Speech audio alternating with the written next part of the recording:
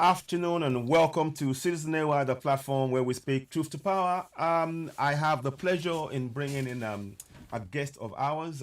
He's known to us. His name is James Diboe, and he is his parentage. His dad is from Ijo in Nigeria, and his mom is from Trinidad, Trinidad. Trinidad in the West Indies.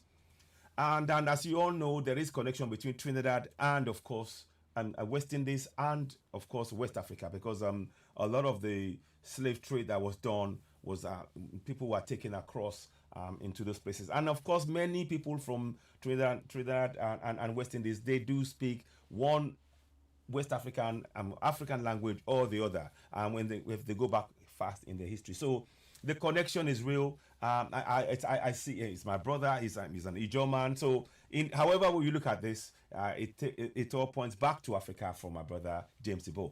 Welcome on the show. Please tell us a little bit about yourself. So we're going to talk about the awakening of Africans. So please tell us about your journey a little bit, so people can have an idea of yourself and how you got involved in Pan Africanism and what you hope to for us all to collectively achieve. Welcome on board once again. Thank you. Thank you for having me, my brother. I appreciate it. Yeah, well, as a podcaster, I've been running a podcast show called Original People for the last 4 years. Yeah. And it's basically connecting to Black people, African people, descent, anywhere we are in this world. And I'm trying to make connections. I think it's really important that we all connect, and we can't be having connection through a third party, through Europeans or anyone else. We must directly have contact with each other. Indeed. Now, the beginning of my journey is my father, as Nigerian, always told me it's very important to know where you're from, your geographical area. Absolutely. Now, he told us about we are from the Ijo tribe, Delta State. Wow. And so basically, that was the beginning, getting the importance of it. But then later, I decided to start researching because there's basic knowledge you can get from your parents. It's basic. Yeah. But sometimes you want to know about the science. You want to know about the deep history. Indeed. You want to know about maybe the Igbo pyramids that were built. Yeah, exactly. Pyramids of Kemet connecting Africa to the rest. You get curious about your past, naturally. Yeah, so I got really deep, and I started reading books like Sheikh Anta Diop. My great mentor. One second, just a reference point. Whoops, sorry. I got excited. Books are falling everywhere. Yeah. I got excited. Just give me 1 second. I wanted to when you mention Sheikh Anta Diop, I get excited. There are a number of books that I wanted people to see. So this book here, I don't know if you can see it. Oh, it's not going to let me show it. There we go. That's it. Hang on. Give me a minute. There we go. That book there. Yeah. See that? Excellent book. Yeah. Very book. Yeah. So that's a book. So I just wanted to show that. Carry on. Go ahead. Sorry about that. Yeah. So people like Sheikh Anta Diop, Dr. Ben Yosha Ben Yakinen, Dr. John Hendrik Clark, Ivan van Sertima. Now, Chancellor Williams also. Oh, now, fantastic. Yes. One person I must mention, and it was my mentor, and I was able to have contact with him. I brought him to do an event in Liverpool Caribbean Centre to give a lecture. I also interviewed him as well before he passed away. He's a Dr. Ranoka Rashidi. Oh, man. May his soul rest in peace. He was honestly, I watched his shows. I was supposed to meet him in the British Museum about 3 or so years back. And I never got to do so.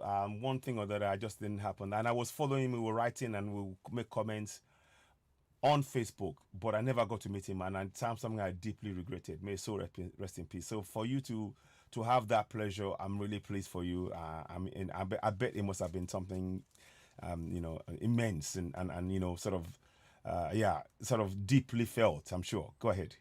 Well, I have an interview I did with him on my channel, Culturolution James Diboe. That's me YouTube channel. Wow. So what's it called again? Culturolution, CULTURAL UTION. I'll try and bring it up as I speak James to you now. Diboe. Culturolution.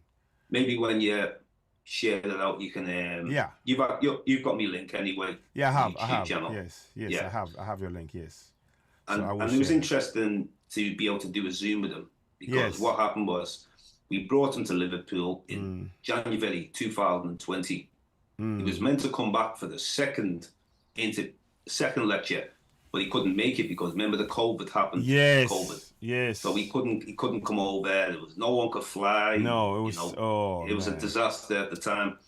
So the next best thing I could do is get him on the Zoom. Yes. You know, so I Yes. got him on the Zoom at the end of 2020, Mm. and this was like a very anticipated discussion. You Mm. know, with not being Mm. able to return.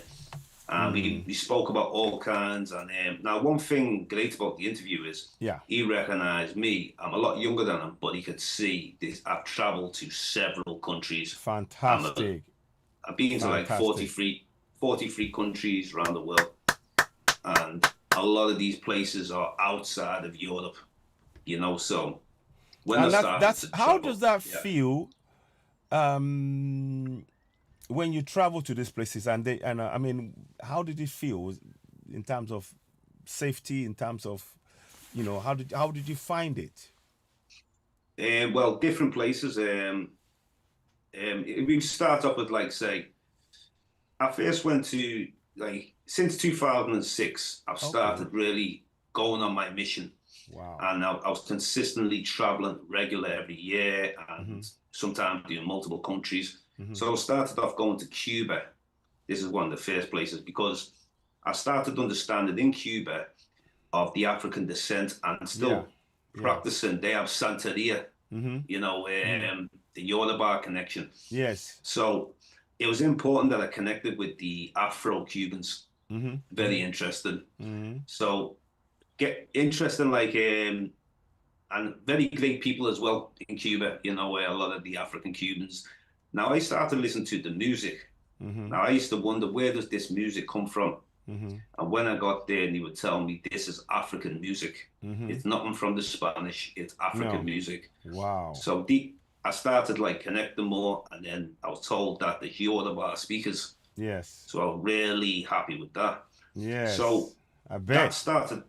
Now what happened is basically this put me on the track of my mission Yeah. of realizing that you are able to leave the tourist area. Basically, Yeah. I had to. So I was connecting with local people. Now you can connect with local people different places where you go, but you've got to Mm-hmm. be careful at the same time, like you said, Mm-hmm. who you're making the connections with. Yes. But I had like, I kind of, I've got a good sense of, Instinct. I've got a good sense You, of like six, people. I call it sixth sense. You have a Yeah, I've sixth got a good sense. sixth sense. Yeah. So they ended up taking me different places to different parts of Cuba. And, I started making new friends out there. And like, Cuba's a communist country, as you know. Yes, it So is. they don't, at this time in 2006, they didn't really mingle with locals too much. No. But they would tell me to not talk too much because I'll try to blend in with them. Just sometimes if they hear the English voice, Yeah. they know that you're the tourist. Mm. So that was my first adventure and getting Okay. out, mixing with people. Then I started going to Venezuela. And Venezuela, this is another place of people with African descent as well. And yeah, very dangerous country, I must say. Venezuela. The dangerous country. But at the same time, I did have like, the cops will harass you out there and all that, We're asking for money and all that. Yeah, Mm. that's actually, you read me mind. That's it. Yeah. Very corrupt. Very corrupt. So, but, when you're there, you try to make the best of your destination. Yes, of course. And then places like, I started going into like Thailand. Mm-hmm. And in Thailand, there's a bunch of people called the Mani tribe, which I'll show you pictures Yes, soon. please do. Yes, go ahead. Now, the Mani tribe, they are basically the first people that got to Thailand, and these are black peoples. And they've been there for at least 40,000 years. Wow. So when you think of people that first migrated out of Africa, as you know, Africa, the birthplace of all humanity. It is. Africa is the beginning of everything. So when people started to leave Africa, maybe 90,000 years ago, Mm-hmm. 80,000 years ago, Mm. you're getting ones that are heading towards Asia. Yes. Now you will find them in places like they still got pockets of these people left in Asia. Mm-hmm. So in India, there's tribals who Mm-hmm. are originally African, the Yeah. first people that Okay. settled there. You will see them in the Andaman Islands. Yeah. You've still got them there. You've got Okay. them in. I visited Sri Lanka to meet the Veda people. Wow. You've still got them there in certain areas. Then moving into Southeast Asia, Wow. meeting the Mani tribe of Thailand, like I said. Also, you got black populations in the Philippines called the Eta, Mm-hmm. and then you've also got them in Malaysia. You know, these are a tribe and they're called the Orange Azuli. Now, to go into these areas, now these are not like short drives; these are Yeah. very long drives. Mm-hmm. So when I first went into Malaysia, Mm-hmm. I had to take a 5 hour drive.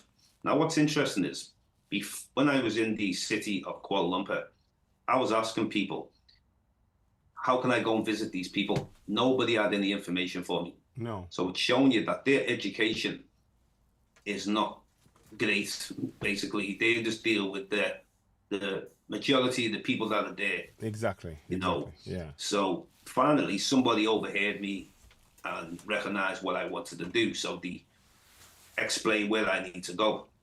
So I hired a 4x4 Jeep, got up there, 5 hour drive. Do you go to places by yourself? Sometime, this time I was with one of my cousins when I went Okay. to Malaysia. Oh, that's good. That's good. Yeah. Yeah. And I was actually taking him up there because he was new to traveling. Mm-hmm. Mm-hmm. So they had something called the longest canopy in the world. Okay. No canopy. We Yeah. had to walk on it. Okay. It's considered the spiritual walk. This is what you consider it. Oh. So we had to walk on it. It was the most scariest walk. And, you know, you got to cross to the other side. And then you A meet more canopy. tribes. So a canopy, that's Now, I'll tell you how high it was. Maybe 131 feet high and 500 meters width. And the trees are so high. The trees are even higher than this canopy. Now, there's warning signs in there. Beware of snakes and beware of tigers. So when I seen them signs, I'm like, oh my God, you know, this is because they're used to the tribes. So they use something called a blowpipe. yes, It's like a poisonous dart. to And it'll kill neutralize the and prey in kill 6 seconds. But I'm not trained with that. But I was hoping that them tribes will protect if a tiger comes or, yeah. you know, and Wow. then they have pythons there and stuff. So that was like interesting experiences. That's a baptism of fire, if you like. I'm telling you, I got a surprise when I up there. So then another time I had to go into the Philippines, and they live in the mountainous areas that people call Dieta. Yeah. And these people, you have to go in, you need a 4x4 Jeep to really get up these mountains because it's like mountainous type of roads and that. So first thing I said to them was, do you know Africa? Because I was curious in my mind, like, you know, it was like almost looking at an African tribe when I seen them. Because these are the first people. They were the first people. Yeah. But they're far out. They're not you won't see them on the streets or anything. You see them. Wow. Yeah. So secluded. So I asked them, do you know Africa? Mm. They said, yeah. Now a lot of them shouted it like very excited. I've also got video footage of these as well. Wow. And I felt this connection because I'm wondering, can they understand me also? But it's like that, the energy, and this is why I'm even become more spiritual as time's gone on, because it was like the energy doesn't have a language. No, you just know it. You just know it. So it was unbelievable, the energy that we were both carrying, and we were able to make this communication. And so that was a really great experience meeting them. And these have had to come over like you have a lot of typhoons there. Wow. Yeah. And then you got the people in Thailand and Mali. Now, this time in Thailand was interesting because I was by myself. and I had to go to the jungle, Mm-hmm. and this was nighttime. Nighttime, this is the biggest experience I've ever had in my life as far as going to the rainforest. Mm-hmm. Mm-hmm. So what's basically happened is I'm trying to find my way up there because I'm so passionate about going to see these people. Mm-hmm. So I was told to get a bus. So I had to get two different buses. 7 hours it took me to get there. It was a place called Sabea or something like that. It was real far. So now when I How get do there, you just out of interest? How do you know when the buses are going to be there? well, I was told that there's a bus that I can get to a place called Patalong, and then you have to change over to get on the next bus. So you might be hanging around for like 20 minutes, like a bus station. Yeah. Okay. Now, on the bus now, because you know nobody's talking on the bus. A No. lot of the locals. So once I started showing the pictures of the people I want to see to the people on the bus, the whole bus is talking now, because even the people there were saying they have never been in there before, and they were like really shocked. You know, getting on the phones, calling the friends to say, how could we help this man? And they were very helpful. I Wow. must admit, a lot of Buddhists that were there were trying to help me. So when I got off the last stop, they said that, how are you going to get back tonight? Because this is the last bus. There's no more buses going back until the morning. So now I'm like, oh, I didn't realize this. So he took Shoot. me. Yeah, I didn't realize myself. I should have done my homework, but some things are not really that simple. No. No. So what I've had to do is the people on the bus who I've just met said, you best go into a local place to stay that's not far from the The jungle. jungle. So they took me to this forest area. They didn't have to, but they No. just did it because That's they could really see kind of them. Great That's Spirit, very kind of them. So wow. they took me like into this forest area, Mm-hmm. and there's like a few huts that you can Mm-hmm. stay in, very cheap price. Mm-hmm. So now the person who's the reception there, he was there. They said, well, yeah, you best to stay in here then tonight and that. So I said, okay. So now all that's on my mind is I'm hoping that same day, because I'm fired up. Mm-hmm. So I want to make sure I see them that day. Yes, exactly. So they say, we don't think we can get anyone to take you in tonight. So maybe tomorrow, blah, blah. So I said, okay. So now it gets to about maybe 9:30 in the night, 10 in the night, and the driver comes in. And then they had a discussion with them saying, this man wants to go into the jungle. So he said, well, okay. He said he'll take me in. So I was like, wow. And there's nothing that is bothering me. There's no fear in me. No, no, no. I just felt like I felt guided all the way. Yeah. That's how I felt. So he took me in there now. Now, when you go in the nighttime, Mm-hmm. you can't just go in there. No. You must first go and see a ranger, because the ranger will take you jump on like a open type of van, and he's taking you like into the jungle. Because if you go in there without giving them alert in the nighttime, don't be surprised if they hit you with the blow darts. That's what I was going to think. That was the first thing I was going to say. Because you'll be looked at as an enemy, disturbing them in the middle of the night. So what he's done is the ranger, he said something in their language to alert them that we're coming in. He's given me a torch, because you've needed torches at the nighttime. Torch! So I'm like, whoa, shine the torch. I'm holding the torch to the floor as well, because snakes are there. Snakes and wow. Tigers. You have tigers there. Whoa. So I'm like, oh, this is a deep experience. Now I sees the people now. Once I see the people, you that's feel okay. like, I just felt great. It was like nothing could bother me once I seen the people. You know, there was no fear, the mission has started now. So I was excited, taking pictures, getting video footage, eating with them. Yes. And they were very happy that they seen another brother coming in from another part of the world. You know, so the connection was really powerful. Could they speak any English, or you couldn't speak any no language connection, just sign language? They understand certain words. They understand black people, them words. You understand Africa. Wow. Now, Wow. what I did do, and I had a lot of pictures on my phone from different people around the world. So I was showing them, look, black people in Africa, Australia. So they started getting the message because a picture speaks a It's thousand a words. thousand words. So now they Mm. started getting understanding, like, well, another reason why I'm there. Because I'm letting them know, even though they are a tiny minority, there's only about 300 of these people in Thailand, Mali. 300? 300. Yeah. What happened to the Now rest? they've killed most of them off. Oh my goodness me. In Yeah, they've Thailand. killed. Yeah. This now, what's happened in the last few thousand years? You've got to look at the history now. Mm. There was large populations of black people in these areas. Now, what's happened is a couple of different things have happened.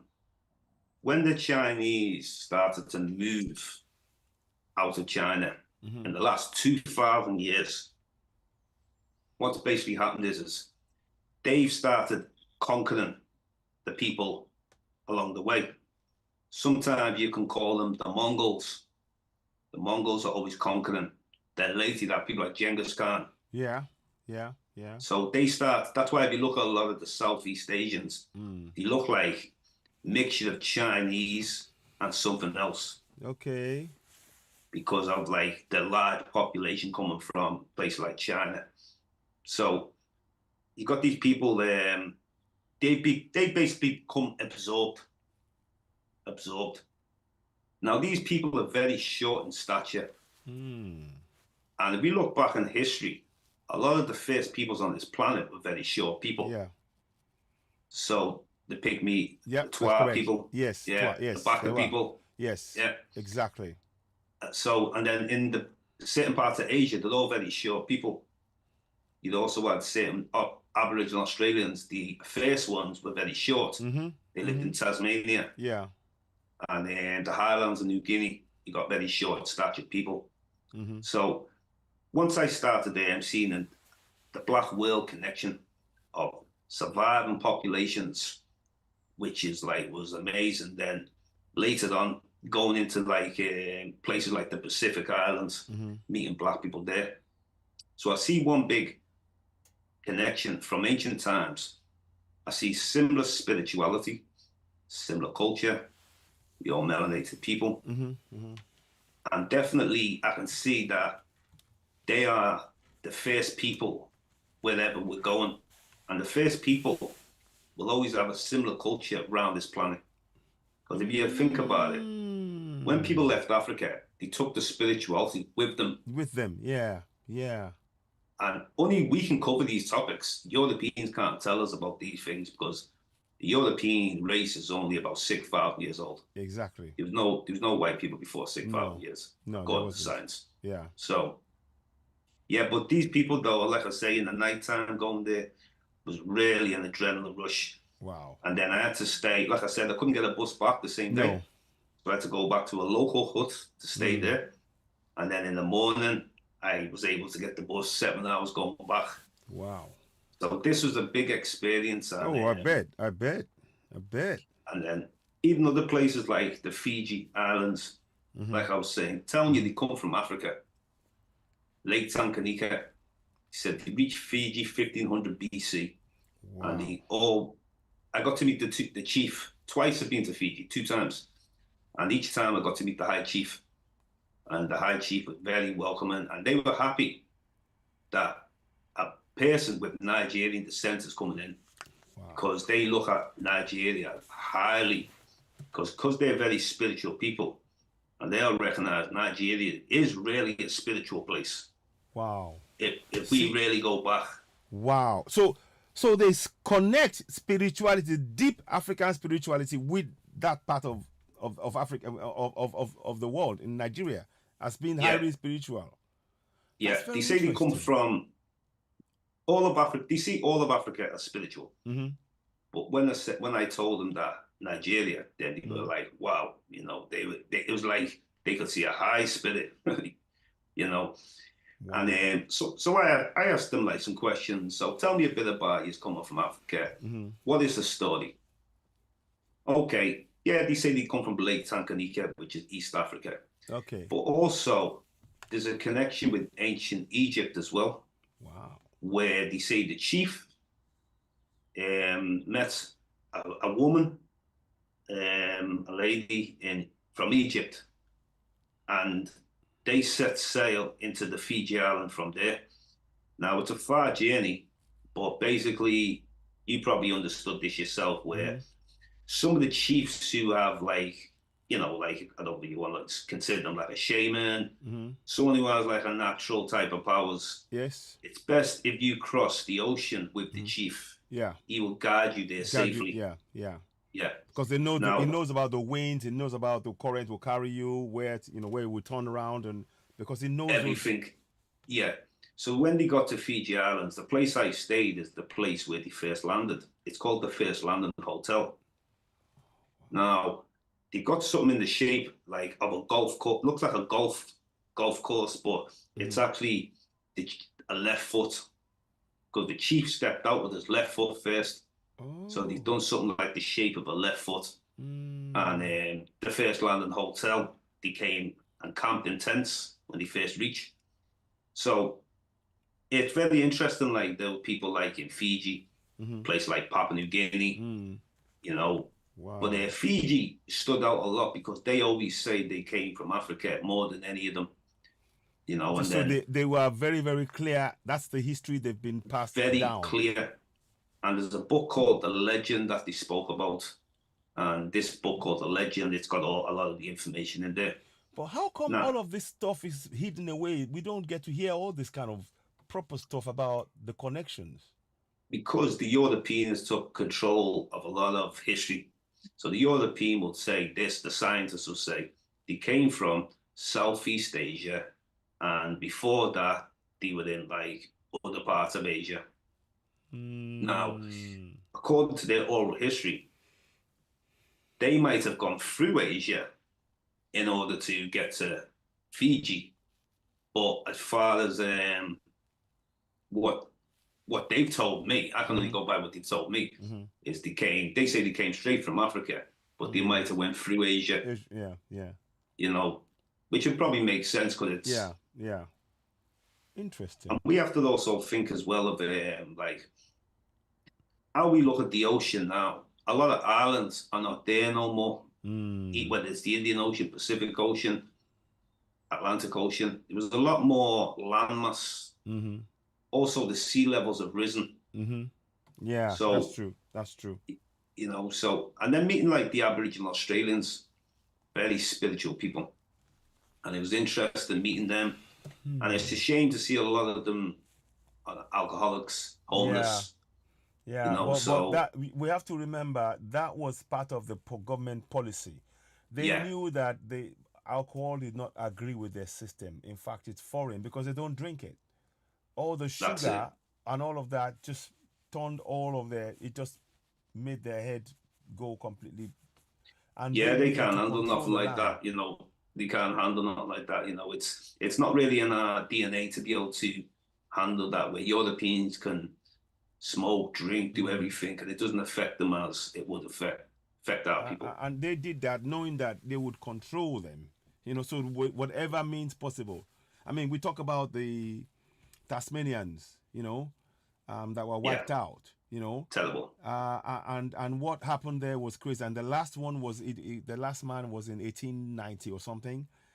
Yeah, Where he was killed. I mean, I've got the story, and it's a tragic story, and there has been no official apology by those who carried this out. I mean, you've changed the whole thing. You've changed you took out an entire race. That is not that's it. something to be proud of. That is something to Terrible. hang your head in shame about. But Yeah, those are things. I mean, it's interesting. Those things you don't find in books. They don't talk yeah. about it. You have to go and dig, and But again, yeah, carry on. Please, I just wanted to just throw Yeah, that in there. Go ahead. yeah. So, like I say, these are like one of the most spiritual people on the planet, next to the Africans. And it's a real shame what they're going through, the suffering.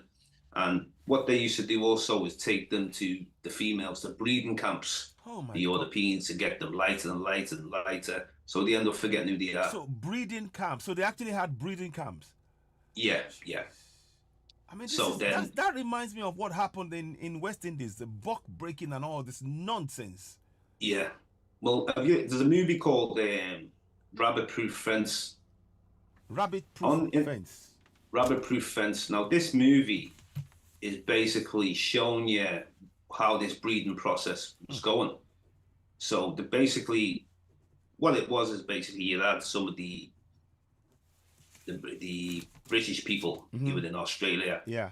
and some of them would like to go with a black female, Yeah. but they were Exactly. asking questions: Is it okay? So they done an experiment basically showing you, well, this is what a half breed would look like. This is what quarter would look like. And after the quarter, they said the Aborigine is bred out. So they would just basically, it's like an experiment. Science. A science experiment. Yeah, Oh they're my doing goodness me. experiments, because they're trying to, I believe that like they try to destroy the black race all over this planet. Hmm. You see, they would Hmm. like to get rid of us, but Hmm. they also want to be us. So they want our music, they want our dance moves, they want our knowledge, they want our swag, they want our coolness, they want our history, they want everything but us not to be here. Man. Now, it sounds crazy, but No, no, but yeah, it's for real. It's for real. So what happens is like wherever people go in the world, like if you travel somewhere, it's important to connect with your people. mm, Now, what they might teach you is that, say, you come into college, you come to university, you come into a place where there might not be too much of your own people. These Europeans will advise you to stay away from the local people. They will tell you about this area is about reputation. Don't mm-hmm, go down there. mm-hmm, So it's automatically sometimes a disconnection. And also, when people are looking to get on and have a better job, mm-hmm. they don't want to put you to the direction of your own people, as if No. your own people can't help you. Yeah. Yeah. So this is the impression that, well, it is facts. But even like down in the Pacific, Mm, places like Hawaii, now that's another place that was a complete takeover mm-hmm, in Hawaii. mm. So the last Hawaiian queen, you can see her depicted as a black woman, you know. Yes. Yes. Yes. She is. So Yes. You're right. I a lot saw of the Hawaiians were more darker they were skinned. their skin Yeah, than the current you still ones. find some of them, but they're in certain areas because they've been bred out. They've just had constant Europeans coming in there and trying to get the women, make the women go lighter and lighter. And a lot of them also died out as well from the diseases that the Europeans brought. Brought. Yeah. So it was about, yeah, this is I another way I'll be mean, I'm wiped thinking of out. the Red Indians and the blanket, that smallpox blanket. That Yeah, oh, I'm doing you a favor. Here's a blanket, and they gave them blanket, and they yeah. killed. Now the Hawaiians and that, they actually, speaking to the Hawaiians myself, ones that are quite spiritual and conscious, they would tell me that Africa is considered the land of the gods, the land of the spirits. So Mm, it's a fact that when they meet a person like myself, mm, who's about connecting consciously, spiritually, and going, I speak on the motherland all the mm, time. Anywhere I mm, travel to, I mm, pick up Africa all the time. mm, So that makes them connect more. The fact that they've got someone who's sharing knowledge yeah. and speaking real positive about Africa. Mm-hmm, mm-hmm. People like to usually always speak negative about Africa. Absolutely. That's the go-to mode, isn't it? All the Pacific, like there's another place. I went to Tonga as well, Tonga Islands, and there's many black people there, Tonga. But what do you like to do on the internet sometimes? The Europeans like to show you the lightest skinned people. Mm-hmm. So you believe that there's no dark skinned people that were originally there. Yeah. Yeah. And Yeah. they do this with all different places around the world. Just to it's almost like a yeah, yeah. Then Mm, there's another place called Guam that I went to. It's in Micronesia. Now, when we say you have the three island chains in the Pacific, you have Melanesia. Now, Melanesia runs from Papua New Guinea, New Caledonia, Vanuatu to Fiji, Solomon Islands. Now, the reason why they call it Melanesia, because these were more the darker skinned people. mm, So they decided to call it Melanesia. Then you have the larger islands, which is the many islands, which is Polynesia, which runs from New Zealand, mm-hmm. Hawaii, Tonga, Samoa, Tahiti. and a few more islands. Then you have Micronesia, the small islands, which is considered like you have Marshall Islands, you'd have different places like Guam. Yeah. So when I went to Guam, the American Navy had basically took over the place. So because they took over, I got to meet some Micronesians, and they were very afraid to speak. They were Yeah, very because afraid to. So we had ones that linked up with us and took us a few places, but I could see they are they were so very under reserved. pressure. They're under They're under guard. Yeah. pressure too much. Yeah. So it was a shame that though, but for me, it was about me still connecting with them. And I thought, let me get some pictures of you so I can show people what the original Micronesians look like. But that's one thing I'll always make sure to do. I get either video footage or take some pictures or even interview them if I've got to. And when I come back, I can share it with the people wherever they are. Because we must share these information with people. We must. There's an African brother. Yeah. One sec. There's an African brother who's on the show from Burkina Faso. Okay. Yes. Teacher in philosophy. Now he is based. I will link you up with him. He is based in New Caledonia. Wow. New Caledonia is in the Pacific Islands. Wow. So it shows you like how far this brothers came from Burkina Faso to go all the way to New Caledonia. That's. But I'll actually introduce him to you. Yes, please. And yes, please. he would probably be a good person to get on your show as well. Yes. Oh yes. Well, I'd love to. I think we need to. What we need to be doing is expanding our reach in terms of connections. Making connections. One to the next, to the next, to the next. Because that way we can reach more people with this essential information that we are, Africans. We want a better Africa, and we are going to work together to achieve it. Those who are oppressing Africa right now they don't want Africa to succeed. That's the plain fact. The only people that will make that work is you and I, and others who are like-minded, who want to see a better future for the coming generation of Africans. Because Africa is big enough. Africa is a land that you can feed China, the whole of Europe, US, and some other places. About 5 different, big landmass areas onto Africa, and there'll still be enough change left. It is that huge, and Africa has got, with that size, only 1.3 billion people on it. Whereas in China alone. China, the size of China, you can feed China to Africa maybe at least 2 or 3 times. And China alone has got 1 billion plus, and then you talk about India and all of that. So, it is really, the point I'm making is that we have room for those who wish to see Mother Africa. And, that's tourism right there. That right there, when our people can connect and go back and, and that can really help in really transforming how we perceive ourselves, because we've been the ones who are everywhere. Don't believe in this nonsense. Oh, Columbus was the first to do anything. It wasn't the first. You cannot be the first when people are already there and they've been living there. You're not the first to discover anything, and all of these stories. I mean, they did back in the day. They did some ships around Africa, where Africans built ships that were using the currents to go from Africa into Asia. This is known fact. There's videos of this, and it actually worked, because they were what you call the shamans, who they could read the wind. They don't know when to lean in. They know when to, all of that stuff. They were aware of it, and this is something that the Europeans now trying to think, oh, they're the ones who did. You didn't discover anything. Let us be clear about that. And it's always good to honor those that came before you. And what is being done here is to try and misrepresent what's going on. But anyway, we know what we are trying to achieve. It is really empowering our people to begin to know our real history before colonialism. Even the media world that we're using now, the way it's been, the messages that's been put in there is clear brainwashing for us Africans in particular. For example, I did not know when I was born here, but I went back home when I studied in Nigeria. Up until my, 16, 17, I always thought Egypt was part of Europe because of how it was taught.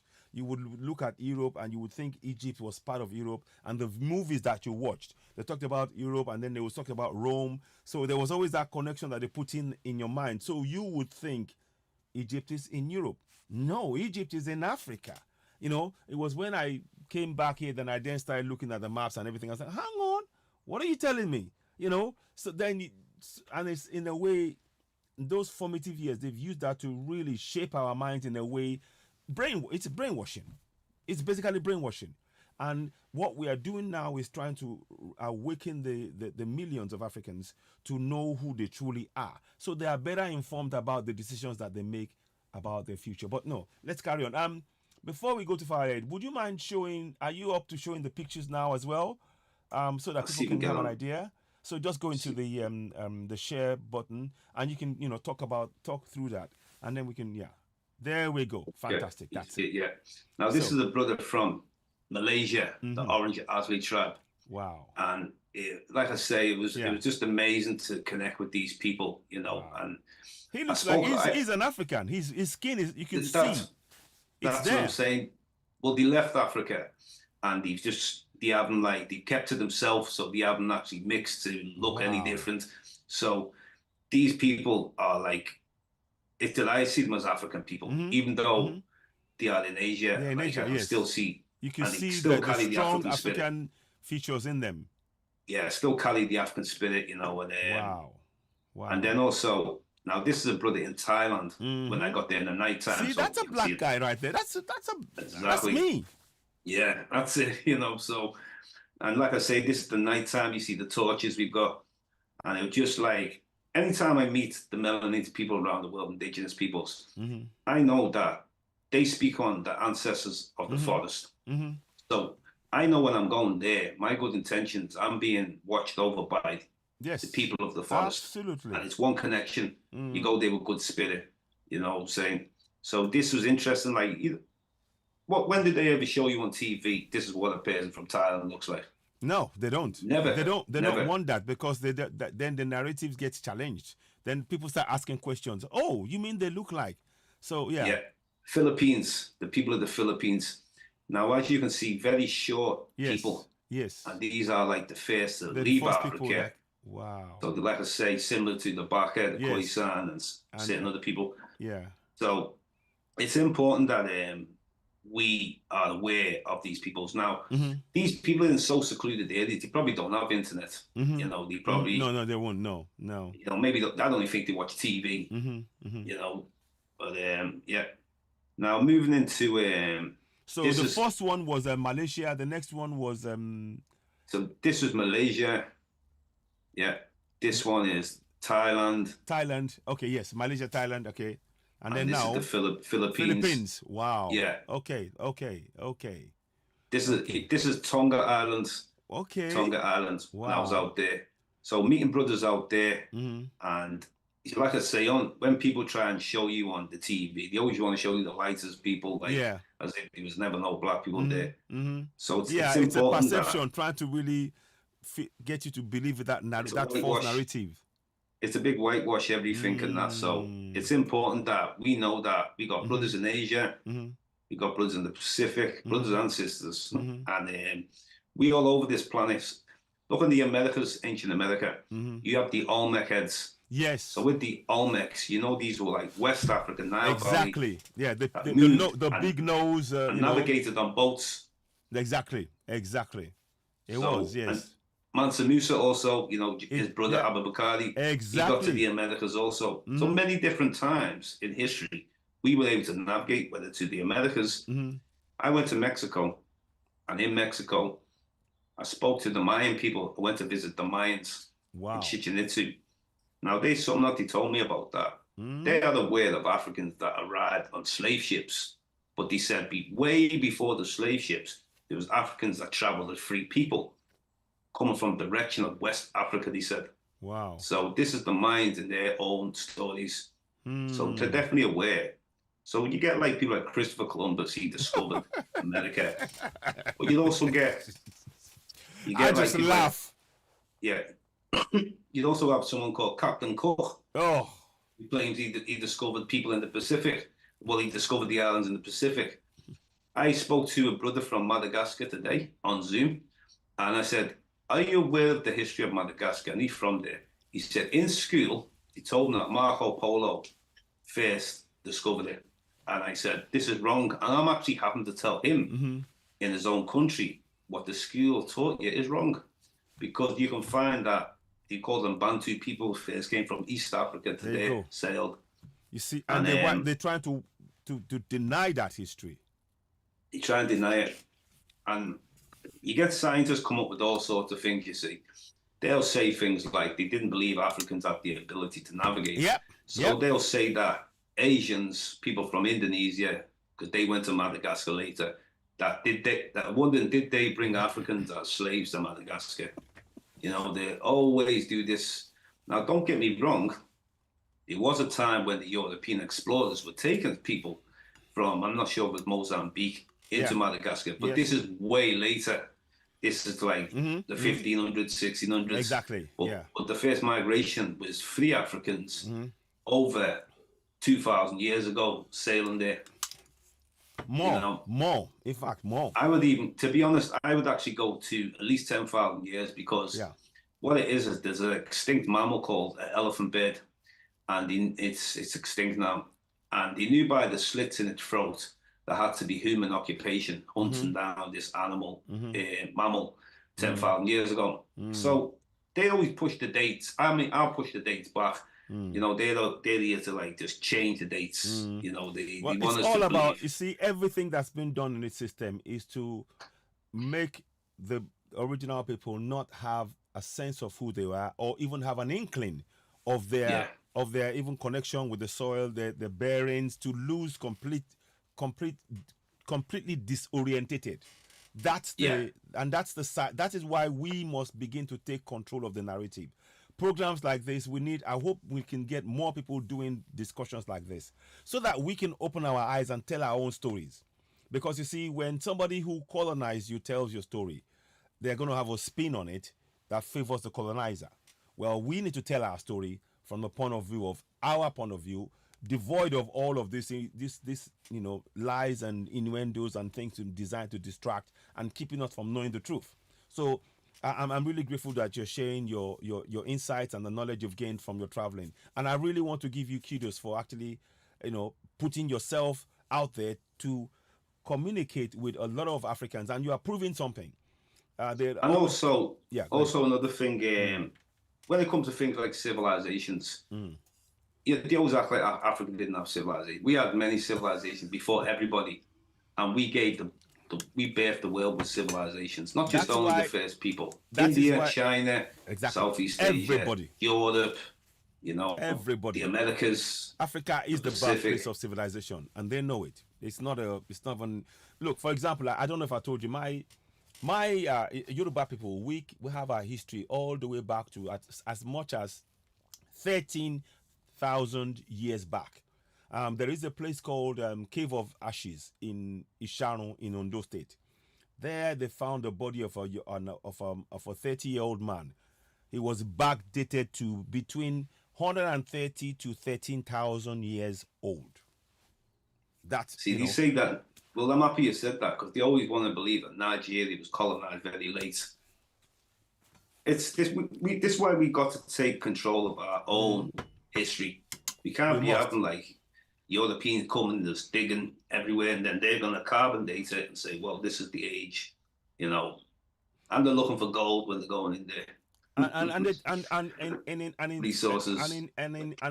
When they start tampering with the dates and carbon dating and making false things, they're usually trying to hide something that they can have access to later on.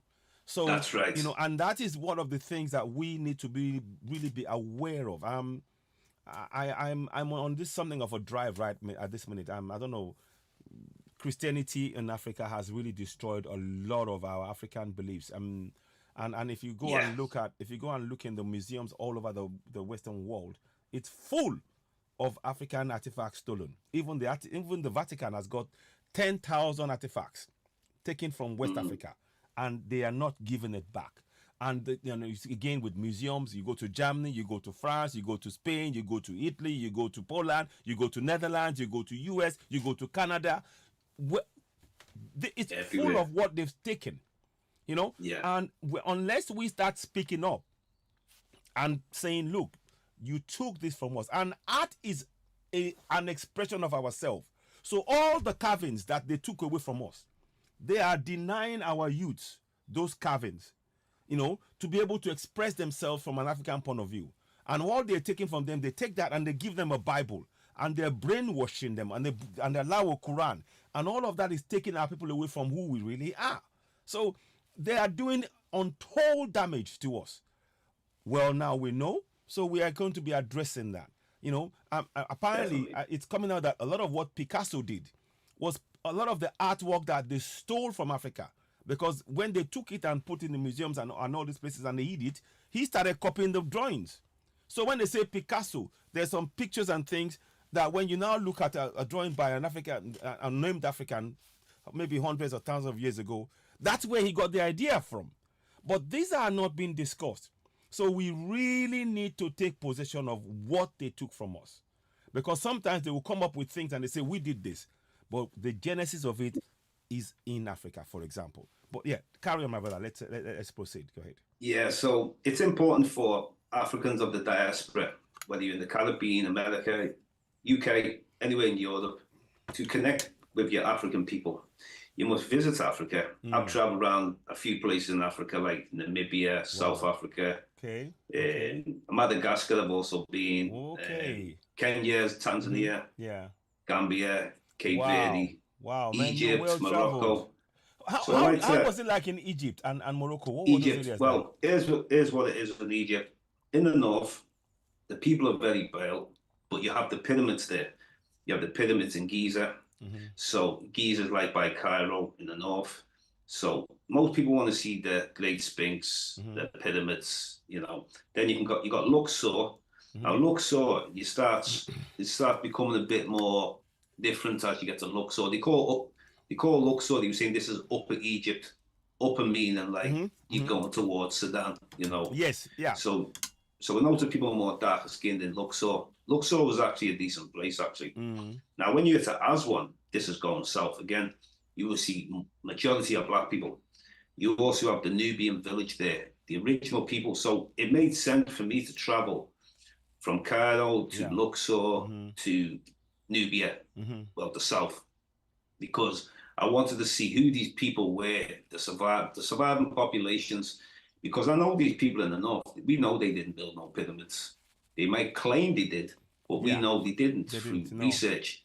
They were conquerors. One of the research that I've been doing, and I haven't been, at the bottom of one of the mosques, they found pyramids, and the foundation for building of pyramids and things. So even the mosque, mosque was proving that the foundation of it was what Africans built, because Africans are, you know, the people who built the pyramids.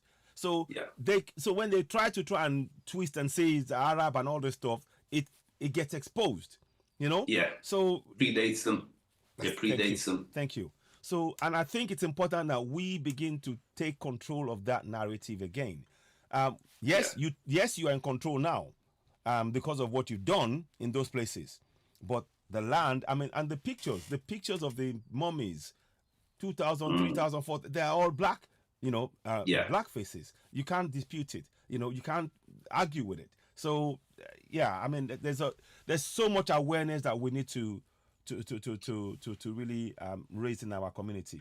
And that's why this topic, what we're calling it, is Awakening of Africans with James Diboe. And I'm really grateful for your sterling work. And this is selfless in the way you're doing this. How do you get funded doing the traveling yourself alone? You know what? I just work a job as a cook, and I basically just use it all for traveling.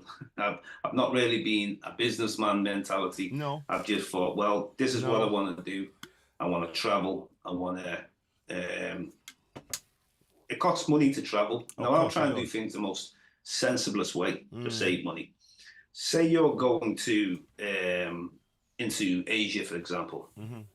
Now, rather than you can go travel, get a plane from each place to other parts of Asia for not a, for the good price. Mm-hmm. So rather than just keep going one place, coming Mm-hmm. back, Mm-hmm.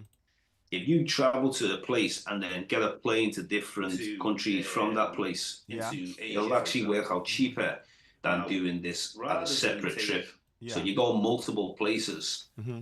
so your return would be, because I remember when I went to in 2017, Mm-hmm.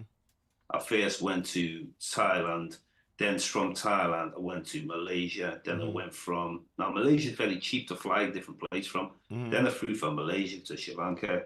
I flew back from Sri Lanka to, where did I go to? Cambodia Mm-hmm. and Vietnam. These are all cheap places. And when you get to these countries, they're very cheap The to live friendship too. Okay. Okay. Good as tip. well. Good tip. So I don't like to do things that luxurious. No. I can just have a basic place to Yeah. stay Yeah. as long as it's clean and it's safe. That's all that matters. So that's basically it. This is over the last 20, like around 20 years I've been doing Wow. all Wow. multiple traveling. But that's the main Fantastic. thing, just Mm-hmm. working. And I've never had funding. It would be nice to have funding, Yeah. but I don't want to wait for it because if I No. would have been waiting, I wouldn't have done no trips. Yeah.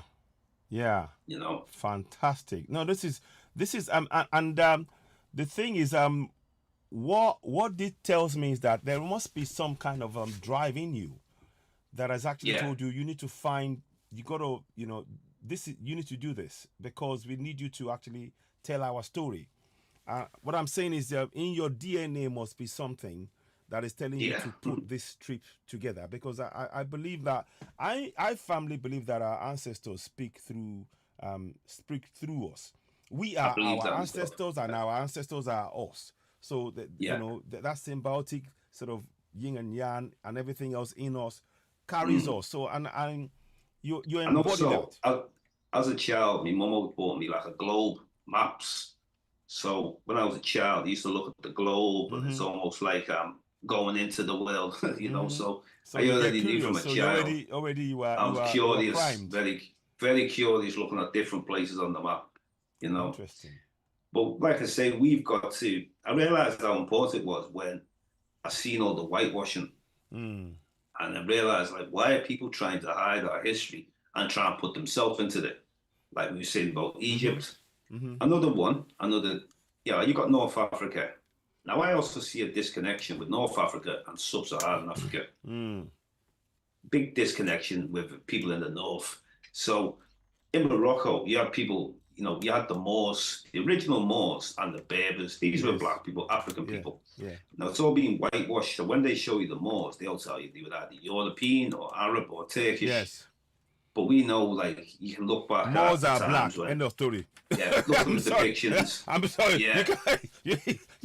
You're not going to come and try and suddenly tell me Moors is suddenly or Arab or Yeah. no. Moors are black. And even before that, you had Hannibal, the Carthaginians. Exactly. These were black. But when they depict them in these movies, it's always a pale person. And the first university in Europe is in Spain, Salamander University. That's right. Yeah. So these are things that many people that are not aware of. In fact, the story goes in terms of civilizing Europe was done by the Moors. They That's taught right. them things in studying books, having a shower. All of this stuff was done by the Moors. That's right. Yeah. Many people don't know that we have libraries in Africa, in Mali and in Timbuktu. Yeah. There are a lot of old library that tells a lot of things, but those things are keeping away from people, kept away from people, because unfortunately, when the Arabs came, they colonized. So a lot of their writing is in Arabic. A lot of the books that they keep is mostly in Arabic. But before that, there were the what's the name of this tribe again? The tribe that could read the stars. The Dogon. The Dogon. Thank you. Oh, great. So see, these are astronomical knowledge. Thank you. Amazing. So yeah, exactly. So these guys were telling us about the stars. They could tell the seasons. They could, by the reading of the stars. So and of course, one of the things that we were very good at in Africa was handing down stories from one generation to the next through storytelling is a very core part of Africa. So, Yeah. but these are things that people are not really processing. And I even if I found in Nigeria, in Oyo, there is a place where we had some writings that have been done, but many people are not aware of. We had our own type of writing that I'm discovering. I'm going to research that and come and talk about that as well. But largely, it was a lot of storytelling about, one generation to the next, and using of course in in Yoruba land, Ifa, the Ifa divination, where you have the that when the Babalawo reads the Ifa, he throws the Ifa down, and the Ifa would tell you the name of a child, what year, what season, what food to eat, what clothes to wear, all of that. These are powerful stuff. I mean, so much so that the Ifa, the 0101 of the Ifa is what is being used in our computers that we're using right now. That is what is being used. That's the foundation. But a lot of people do not know all of this. So we as Africans, we need to, when I say a lot of people, I'm talking Africans don't know this. And we have to make this kind of information, available. And the kind of thing that you're doing, what you have just done now, demonstrated by you traveling and continue to travel as you're doing, is showing us that, despite all these restrictions, we can connect, we can have our own communities, we can build our own social networks, excluding all of the propaganda networks that is being used to try and deliberately suppress our thinking and our own view of ourselves. Because the view of ourselves as people has been very negative, deliberately so, by the system designed to oppress and keep us under oppression. So I can't overemphasize how important this is in terms of what you discussed. And by the way, those of you watching, please, I'd like you to go to Culturation by James Diboe. Culturation. Culturation. I tell you what, I've put the link on the page. I think I've Yeah. shared it on the. Let me just see if I've got the link here again. Make sure I Oh, got it. yeah, you've got the link. That probably be easier. Yeah, so let me go and put the link again. On I'm the doing YouTube that on the live broadcast on YouTube as I speak to you. So I'm going to share that again, because I want people to we need to help each other. That's one of the things I wanted to say again. I want us to really, as Africans, make sure that we are helping each other. Don't just sort of go, oh, it's okay. If you know, when you see a program with James Diboe like this and you're watching, don't just watch. Or myself, like it, subscribe, share it, tell friends. Tell 10 of your friends to follow. We need to literally build our community that way, and it is doable. There is more of us on this planet. We don't realize. Of the 7 billion on this planet, I think we are probably 4 to 5 billion easily of this planet.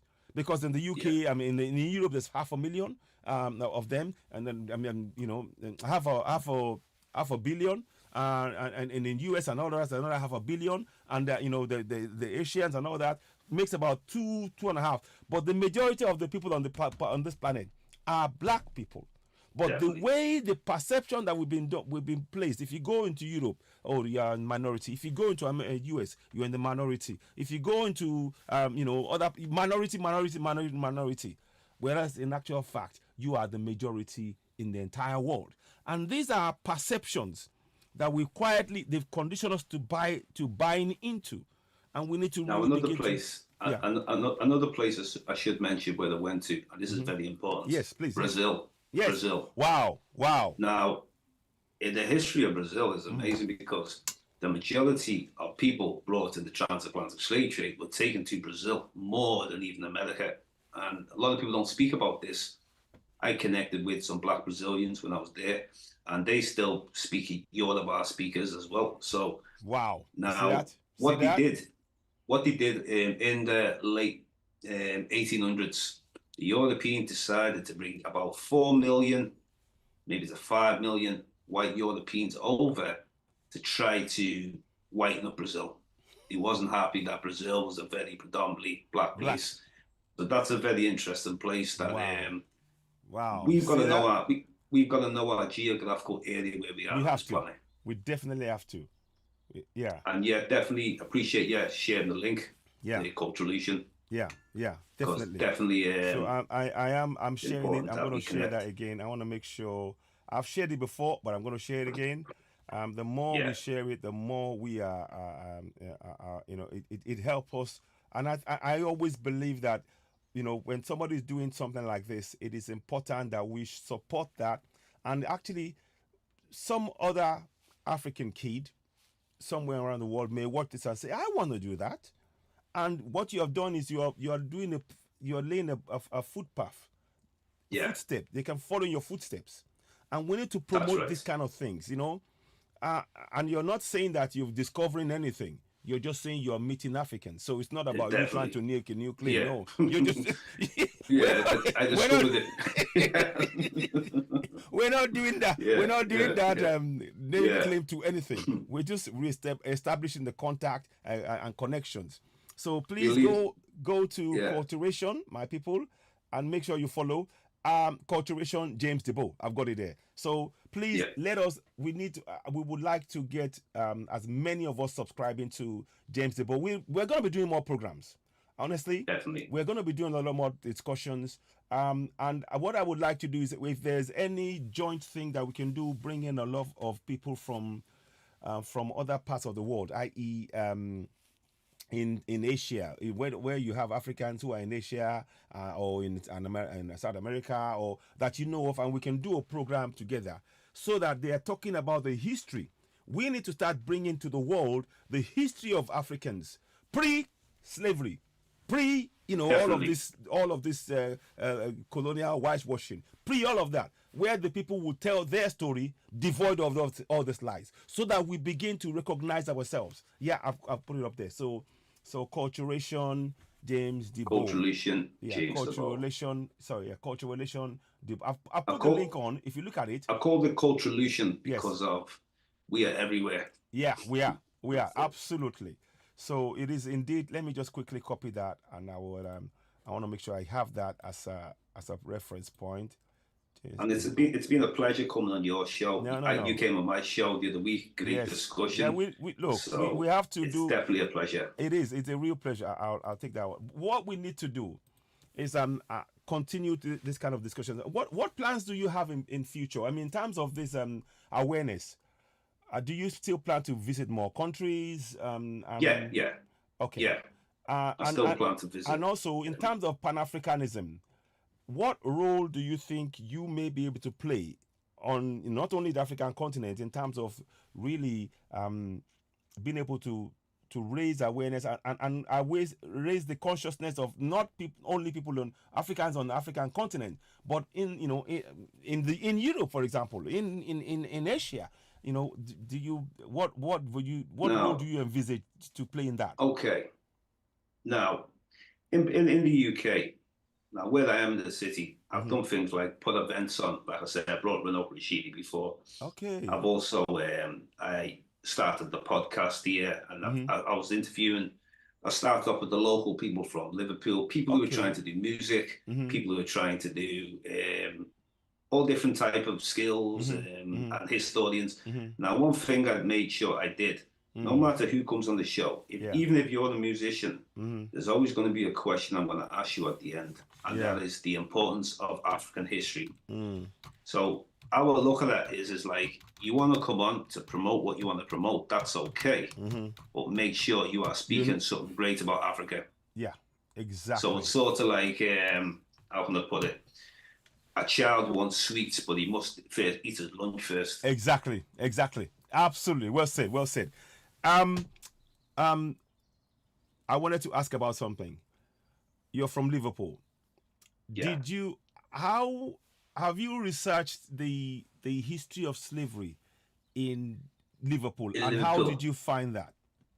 Well, to be really honest with you, yeah, I wasn't too interested in it because I'm sick and tired of hearing it. Okay. But there's people who speak on the history of Liverpool, 300 years of Liverpool, where there was black people brought over, and like I say, there's historians there that deal with that. But me personally, I had to come and bring something new to the New to table it. Okay. Good. because Very good. everybody deals with the same story, the slave trade. It's just it almost It's almost. like we had no history before that, which Mm, now it's important for yes. history Mm, and the connections with Liverpool and mm-hmm, even America going mm. back because we've got the ports in Liverpool. Yeah, because the ports were But the ones providing all the stuff that they needed to be able yeah, to, the cottons that were going to be, yeah. done But over I've there. always been interested to know who we are and a self-identity is to look back at where we came from. When you are coming to a place Hmm. that is run by the Europeans, they ain't gonna treat you any good, No, you know. So we need to look at the time in history where we're free, and when you're free, you be you. that's correct. That's who you are. Free I'm people. We I'm are I'm free people. I'm really glad you state that, and that is very important. But that is a very good perspective on things, and that's what we need to understand. We need to relate to those times when our kingdoms were free, when when the West and and indeed the whole of Arabia were marveling about what Africa was doing, and how the things that we were seeing, and the wealth that we possessed, that of course now they are now scrubbing over to try and take from us as we speak. It's really, really Because important. because where education comes into it. For example, you might have people from the Caribbean, you might have people who were brought in to help with the World War, or but basically, and then maybe they helped, and then maybe someone got sent back. Well, I'll if you still look be at the sent bigger, back anyway. We know what's happening. Look yeah, at what happened with the Rangers, yeah. thing Now and all the that bigger nonsense. picture is you've got to look deeply into things now Yes. and think, even if you're from the Caribbean, Mm-hmm. America, whatever, Mm. you have to look at you better start making connections with your homeland, That's it. Africa. That's it. You can just keep complaining. I mean, we can complain and say to the European, look, treat us better. No, no, no, no, no, no, no, I no, no. think It's not that gonna if work. he's going to treat us how he's going to treat us That's because it. that's who they are, That's it. we should be making strong connections back home. Fantastic. He stripped you from the motherland, people from That's the it. Caribbean, America. Yes. He took your language, Exactly. stole your Your culture, culture. stole your whole heritage. Yes. You Yes. must return back now. It's Yes. time. You have Yes. the internet there. Exactly. I It's time. In fact, that reminds me. I've got a friend of uh, um, who is from West Indies. His ancestor is a guy from, I've forgotten his name now. Junior. Oh, what's his name again now? He'll come to me. Hmm. But his ancestor was one of those guys who fought against slavery in Jamaica, and actually he chased off the The slave Maroons, was master. it? Or was it No, no, some of the. No. no. He's actually a Jamaican. It might be. I can't remember Okay. his name. Hang on, let me see. Well, we had One a lot second. of. You Let me see, get his name. I like hearing about rebellions. Yeah, Bogle. Yeah. When you have slave I revolts, have a okay. direct descendant of Bogle, Yeah. who is my friend. I'm gonna bring him on the show, and I think you guys need to meet up because Definitely. Definitely. he knows the story. I didn't know this. We went out on a rally against them when they were killing, when Arabs were killing Africans. So we Yeah. went on in protest in front of Libya House in London. Oh, yeah. So then he started talking about the story of why we need to stand up, and then he talked about Bogle and how they fought against and chased away the colonials that came and enslaved them, and he won. Of course, ultimately he was his ancestor was taken out, but that is what everybody remembers about him. He stood up for the Yeah. people. And that is something that I need him to come and actually sit down and tell us that story, because it's great to have a relative of somebody of such magnitude. Let me just quickly get that name out. So I'll tell you the story, then I'll bring him. 1 second, please. Have you got a few minutes? You okay for time? Yeah. Okay, let me just quickly Well, get his I name. like to hear about Yes. revolts and Exactly. rebellions So I want to rather just than just be a good slave for your master. Exactly. you So know. this is really important, and I'm gonna, when I finish now. Actually, when I finish talking to you, I will be bringing him. Bringing him from bringing him on. I'll talk to him about it. Bogle revolt. Another great slave revolt, if you ever look into it, something called Yeah. the Zanj Rebellion, where Okay. Africans were taken into Iraq Yeah. during the 3rd to 9th Yeah. century, Yeah. and they revolted. It was the Yeah. biggest revolt ever in history. So Okay, it's they important actually to know. have Paul Bogle. That's the name. Paul Bogle. Morant Bay Rebellion, Okay. 1865. It began with a march to the courthouse by hundreds of people led by preacher Paul Bogle in Morant Bay. So he used to be a preacher. Obviously, he knows that, I think he realized that it was all of this preaching was being used to, So then it's after 7 men were shot and killed by the volunteer militia, protesters attacked and burned the courthouse near Billings. 25 people died. Over the next 2 days, poor freedmen rebellions across St. Thomas in East Parish. The Jamaicans were protesting against injustice and widespread poverty. Most freedmen were prevented from voting in high poll taxes in the same system. Living conditions had worsened following crop damage, floods, cholera, smallpox, epidemics. So yeah, this is Paul Bogle in Moran Bay, 158 years ago, and there's a picture, there's a statue of him. Let me see if I can. I just want to bring that statue up. 1 second, please. I just want to just show this because it's good to know these things, and yeah, I have a number of people that I can. I don't know if people can see. Oh, sorry about that. Let me Yeah. get this up. Oh, it won't let me move it. I wonder, can I do it this way? I'm sorry, I'm trying to. It's all Okay, right. I know what I'll do. I'll share it on the screen. Here's what I'll do. Is that it? 1 second. I want you to see it as well. There we go. So let me stop share for a minute. Go back because I need you to see it as well. I think it's important. There we go. Can you see it? Yeah. Okay. So that is it there. I'm going to just move it across for people to see it here as well. 1 second. So can you still see it or is it gone? I can still see it. Okay, there you go. So that is Paul Bogle there. Let me move our picture here. So that's Paul Bogle, Moran Bay, Jamaica. And these are things that we should know about. I like digging things like this out. It was just by chance, and we are friends and we talk. In fact, I spoke to him a few days ago. So I need to bring him on board now to talk about this because this is part of our story that many people may not be aware of. I'd love to have a film done about what actually happened there. But anyway, that's so I'll stop share for now. But my brother, it has been a real pleasure having you on the show. I'm really grateful. Listen, anybody watching the show, make sure you go to Culturation James Diboe on YouTube. Subscribe, hit notification button. Let us grow that platform.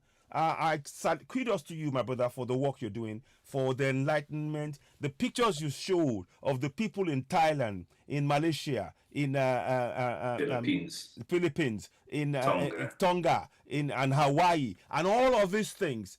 They are impactful. Every single picture he showed were of black people in those areas, which the mainstream media never tells you. They always tell you a story which is not the real.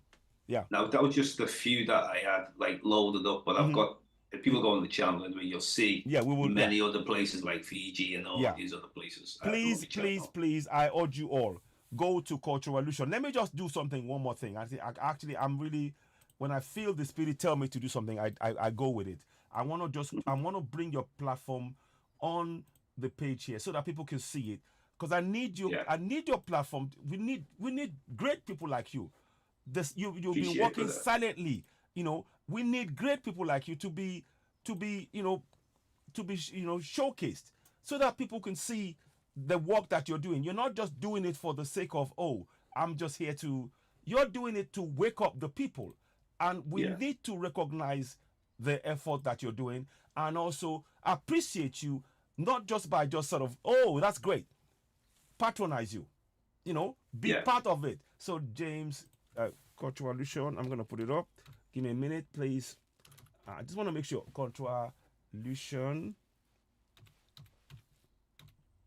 1 second, please. I want people to see it. James, just give me 1 minute. Come straight back. Yeah. Sorry. Of course. Go ahead.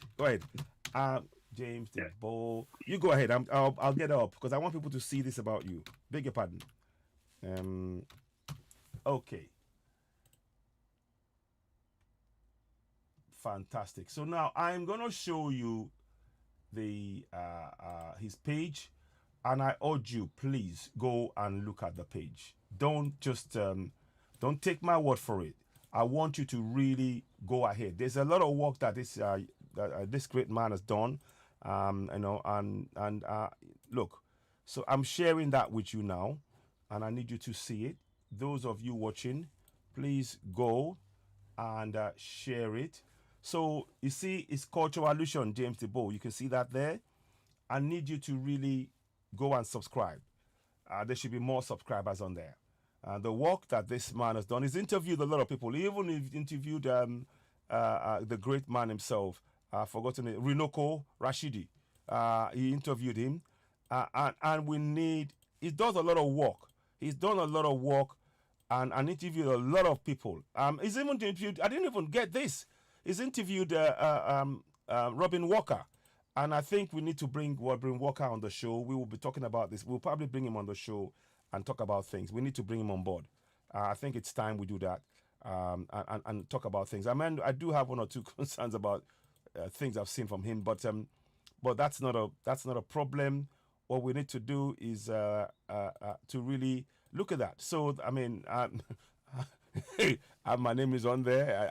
I'm honored to be on this platform. And being on a part of the people who interviewed, but you can do the same thing. We need to support each other. Please subscribe to Cultural Allusion James Diboe that you see on the screen. It is of immense importance that we do so. The man himself is just away from the screen for a few minutes, but I'll wait for him to come back before we wrap this up. It's just giving you a taste of what he's done, and I'm gonna see if I can find. Let me see. Runoko Rashidi. Let me see. I want to just find out if I've got that there. Yep, there you go. So there you see his interview with the late Runoko Rashidi. May his soul rest in peace. So you can see it there. This is the work by James Diboe. On this platform, you know, it's a platform, so it's anyway the platform where we speak truth to power. We want to encourage us all as Africans to explore as much as possible the things that we know of and find out information and begin to reconnect to our great Africanness. That doesn't mean that we are putting out anybody else's light. We are just making our own light become that little bit brighter so that we can reconnect and be who we are and be comfortable in that. For so long, being an African has been seen as a negative, has been lesser than, has been less than human, according to the eyes of the media, mainstream media, who portray Africanness as with negativity. We want to put a stop to that. We want to address that. So yes, my brother, you can see.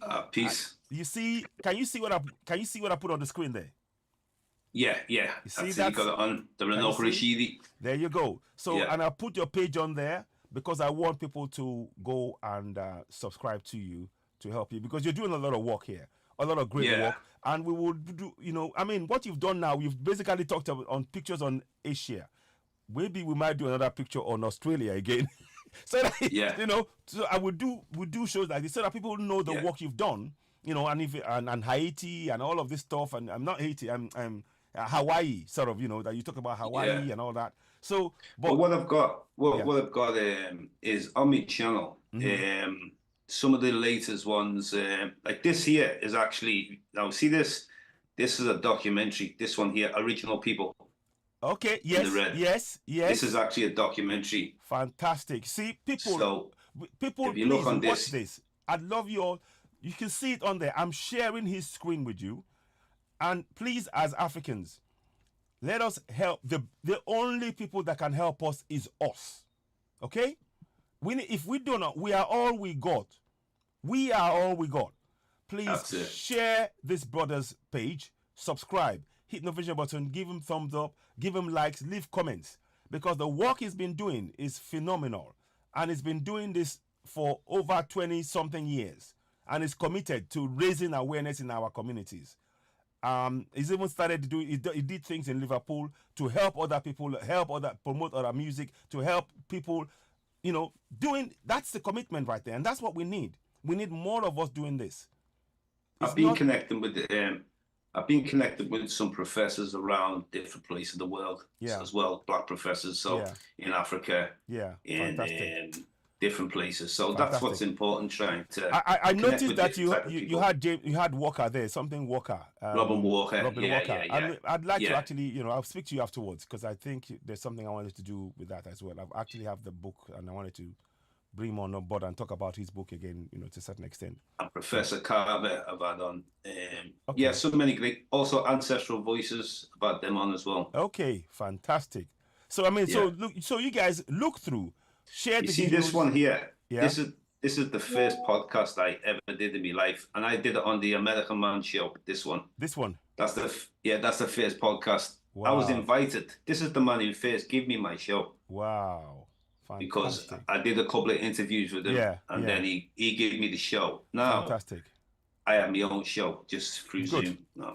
Listen, my brother, this is awesome. So please, those of you watching, you're watching Season AY, the platform where we speak truth to power. Of course, I'd urge you all, go ahead and subscribe to Season AY, hit the notification button, give us thumbs up, help us reach more people. As you know, this is the platform where we speak truth to power. We aim to enlighten, encourage Africans to reach our true greatness by collaboration, working together, being neighborly towards each other, being patronizing our businesses, our products, our ideas, sharing tourism activities such as you can see with James Diboe, enlightening our people with knowledge, because we need to change the narrative. The negative narrative of Africa must be put to bed once and for all. We are great people. We are the birthplace of civilization, and we must rise back to the very top of the tree. Whether those who wish to detract us like it or not, it must be so. So shall it be. Ashe. Thank you so much, my brother James Diboe. I'll put a stop to the thank you very much, brother. Thank you so much. You've been watching Season AY, the platform where we speak truth to power. Let me just make sure we. I look forward to watching this back. You have to send me the link. I'll send you the link now so you can share thank it. you. And I'll put the link. You will see that I've shared your link on there. I'll put it on and I'll put it in the description section as well so that people can see what we're doing. So just 1 second. Hang on 1 second before I go. So, ladies and gentlemen, you've been watching Season AY, the platform where we speak truth to power. We'll be bringing more great, interesting programs. Watch out for more discussions. I'll be bringing in a guy called Junior Bogle as well. He can tell us about that, his ancestor, direct ancestor, and that will be great to hear his own view about it. Watch out for that. There will be other things I will be talking about as well, and we'll be bringing, no doubt, James Diboe back on the show. There's a lot more for us to discuss and explore, and of course, within the UK. What are we as Africans doing? Are we patronizing African businesses? Are we all going to an African business every week, buying from them? Do you buy your clothes? Do you buy your drinks? Do you buy your shoes? Do you buy anything from an African shop? If you don't, start doing so now. Thank you so very much. You've been watching Season AY, the platform where we speak truth to power. I'll be back later on. Let us share this. Thank you.